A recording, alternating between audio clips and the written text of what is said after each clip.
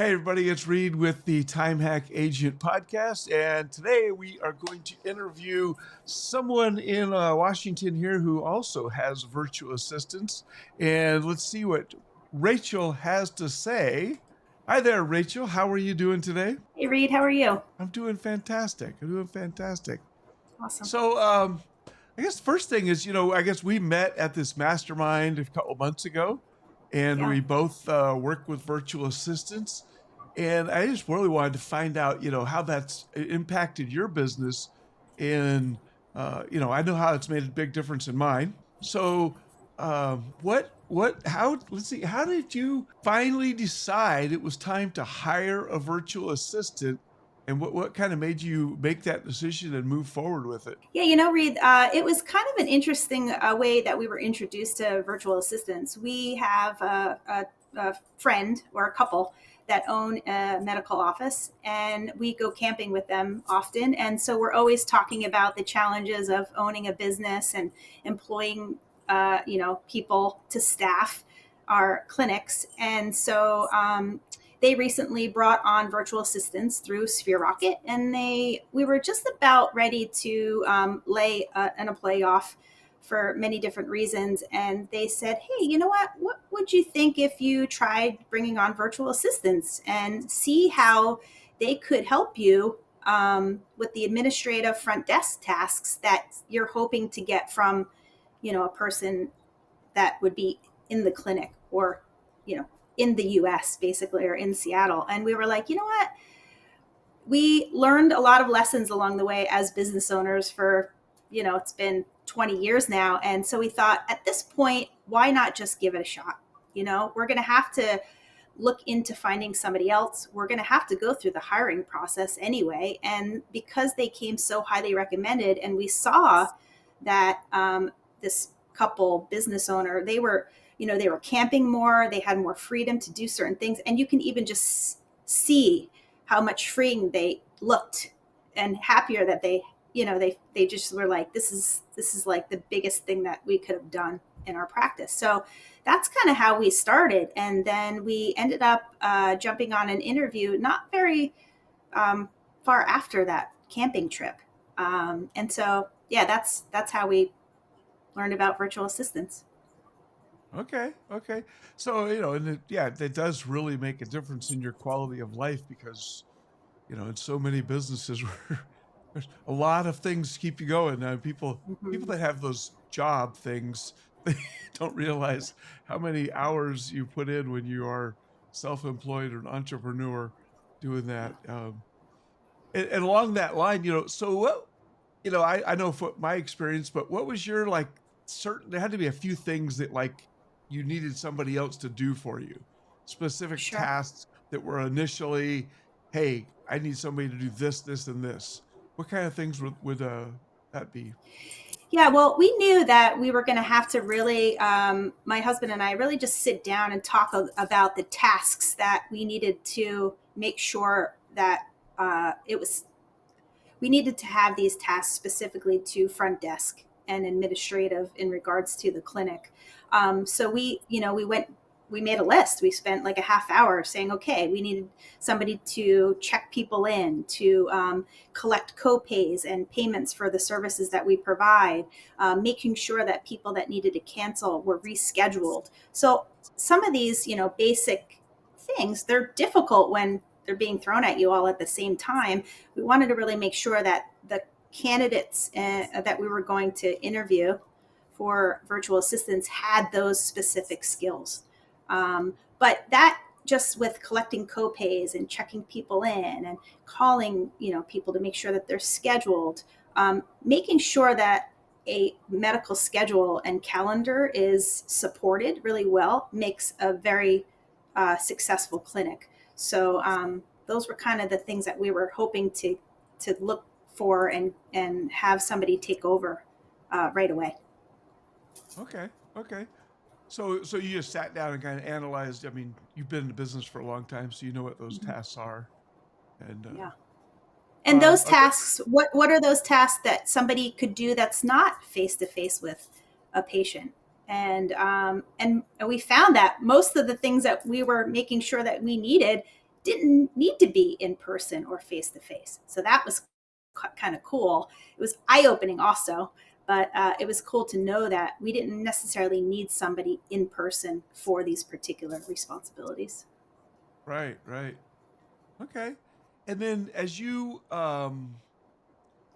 work with your VAs, do you communicate with them on a daily basis or once a week, or and kind of what do you use for as far as a system to communicate with them? Because I think people are always wondering, how do you deal with uh, somebody living halfway around the world?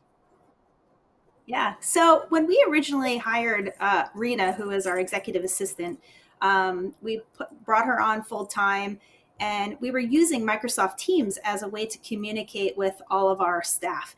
And then we realized that Asana or Slack, I'm sorry, Slack, there's a handful of different programs that we now have brought on, but Slack is a really great way to communicate with not only our employees in office, but also our VAs. So we ended up just switching everything over because we thought it was just an easier platform. So we communicate that way. And honestly, we really have built some great relationships with our virtual assistants. And although I may not need to communicate with Rena, I mean, we communicate with Rena on a day-to-day basis just because she's kind of the mama bear of the other two virtual assistants we have. We also have a marketing assistant, and then we have someone that is more like client care coordinator that takes care of some of the other services that we provide. But, we don't necessarily need to communicate with our marketing assistant and or care coordinator, every day. But we have this really good bond between all of us that we do. We say, hey, hope you guys are having a great day. Let us know if you need anything. So really, Rena is the one that we're communicating with day to day. But we do, we communicate with our other staff on a day-to-day basis. Not needed, but it's great to be there when they need us and we need them. Right, right. So you use Zoom or something also to have meetings, or? Well, one of the great things about the Slack channel is that you can set up huddles. So literally with the press of a button, you can invite our VAs to a huddle quickly, and if we need to cover something for that particular patient afternoon, which has been really great. So usually what we'll do is we'll set up huddles like before the morning shift to see our patients and the afternoon shifts, and we'll just get on there quickly just to make sure that, okay, what do we need to collect in regards to payments?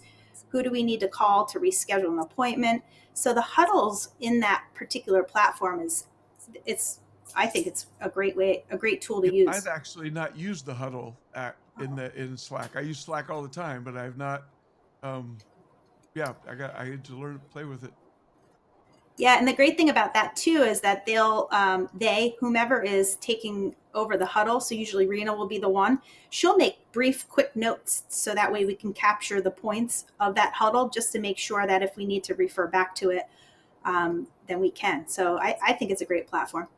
Yeah, and I've built good relationships with my VAs. I've actually I do a quick morning meeting with them every morning. Nice. And then I actually start off with gratitude, what everybody's grateful for the morning, Awesome. which I just think starts the day off in a good mood.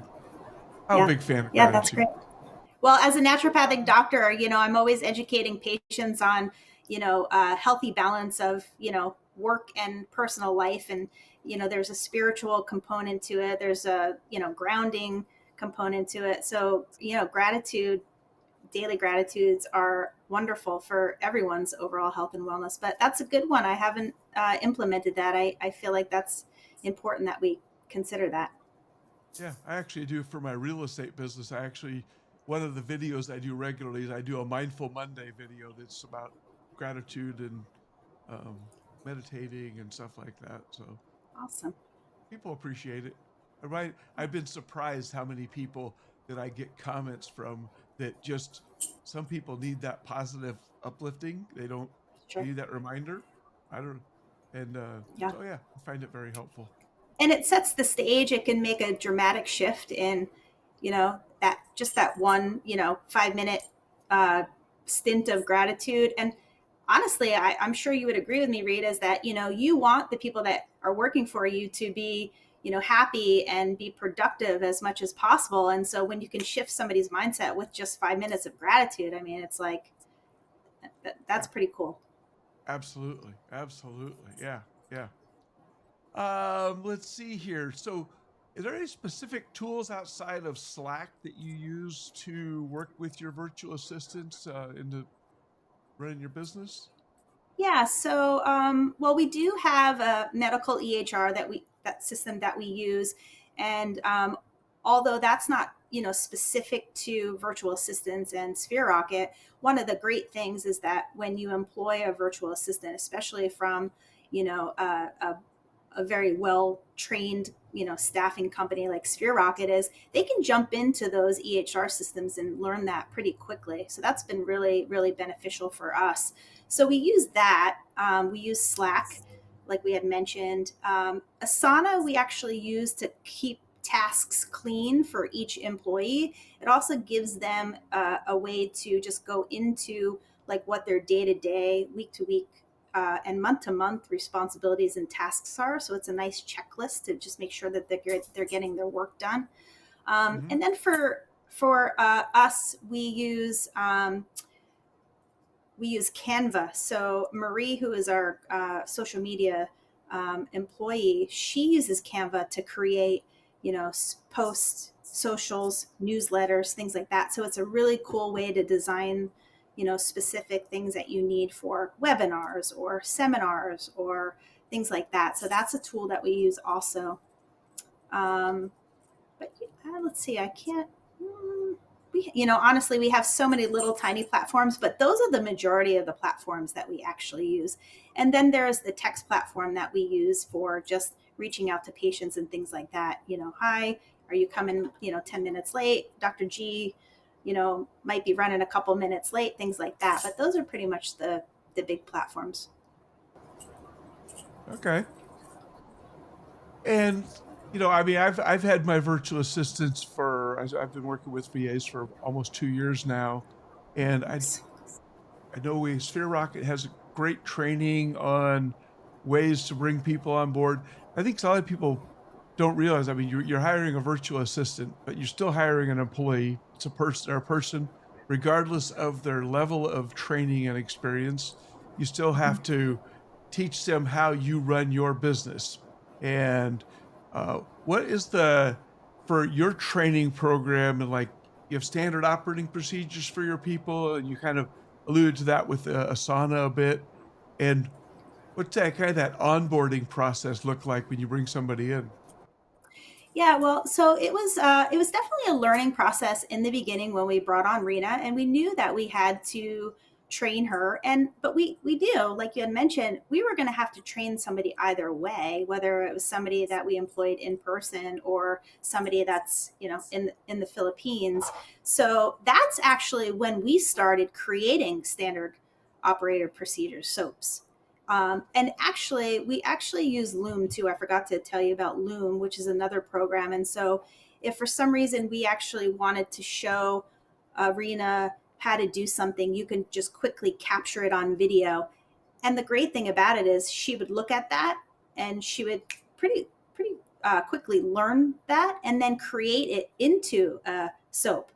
So we actually started building some really great, solid, standard office procedures with her help. So then that way, when we onboarded anyone else, again, whether it was in person or a virtual assistant, we had that. And then if we had to modify it a little bit, then we had to. But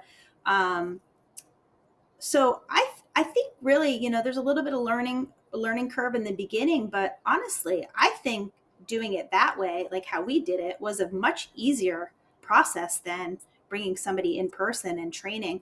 I actually had another medical provider who I know, that was his first concern is, I don't know if I have a lot of time to be able to train this VA. And I said, well, with the support of Sphere Rocket, it's actually much easier than what you think. And I said, but you have to also remember is you're going to eventually have to train someone, or Right. whether it's in person or not. And believe it or not, it was easier for us to be able to make that transition with Rena, our virtual assistant, than if we were to have somebody in person. Right. Yeah, and I've used Loom as well. It's a fantastic tool to just do the task, talk your way through the task, and when you're done, share a link. Yeah. And in that Asana, you can actually, we have standard office procedures in that program. And what we do is then we attach the Loom video to it. Because some people are visual learners and some people, can do it other ways, but it seems to work really well. So then that way, when we hire other virtual assistants and they don't know how to do something, we could just automatically say, here, we already have something, watch this training. And it's really pretty fast and effective for us. That's awesome. That's awesome. Yeah. So, it's not always, sunshine and rainbows and all that good Yeah. stuff.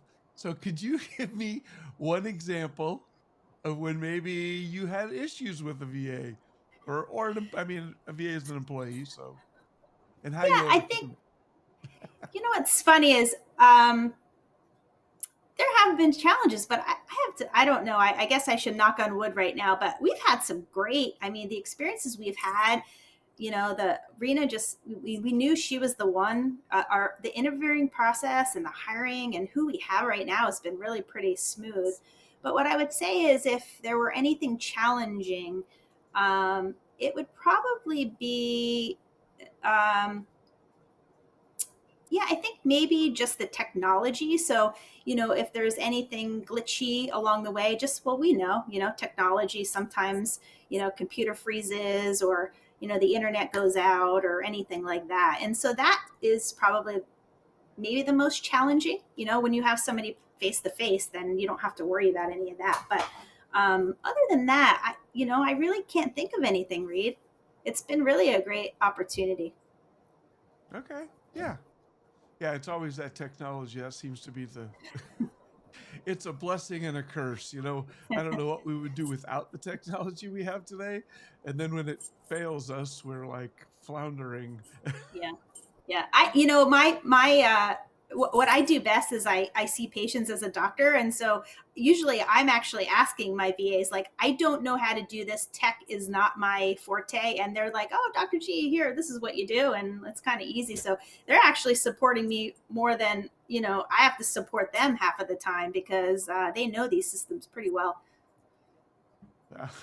Well, that's a great thing. I've had my VAs are just fantastic, and yeah, they take ownership, and they're willing to teach you how to do stuff, and that's awesome.